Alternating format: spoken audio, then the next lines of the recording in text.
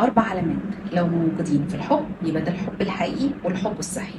انا لايف كوتش شيماء حزة، وجايه النهارده اكلمكم على ايه هي العلامات اللي تقول لي ان انا حقيقي ده حب صادق وحب حقيقي وحب هيكمل وحب هيكبرني، ولا ده حب سام وحب هيهدمني. اول علامه الاطمئنان. الحب هو الاطمئنان، لو مفيش اطمئنان يبقى مفيش حب. لو انا في علاقه مهدده فيها طول الوقت يبقى ده مش حب. تاني حاجه ان انا يبقى عندي القيمه، انا حاسه بقيمتي، انا حاسه بقيمتي في هذه العلاقه، انا حاسه بقيمتي في الحب ده.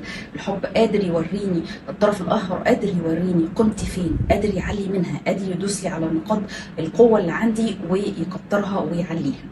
تالت علامة ان انا يكون عندي طاقة، ان انا من خلال الحب ده قادرة انجز، قادرة اعمل حاجات، قادرة ان انا اكون اقصى حاجة بقدر اعملها في حياتي، قادرة اتقدم، بيديني قوة دافعة ان انا اتطور وان انا ابقى شخصية احسن.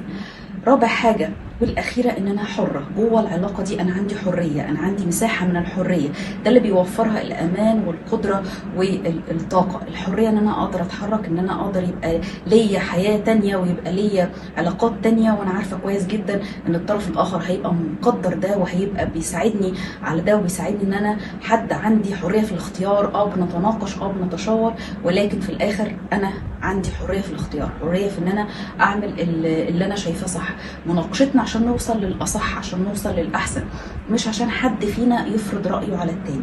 الاربع حاجات دول لو متوفرين في الحب يبقى ده الحب الحقيقي، يبقى ده الحب اللي بيكبر، يبقى ده الحب الصحي، مش تعلق، مش علاقه سامه، مش علاقه هدامه.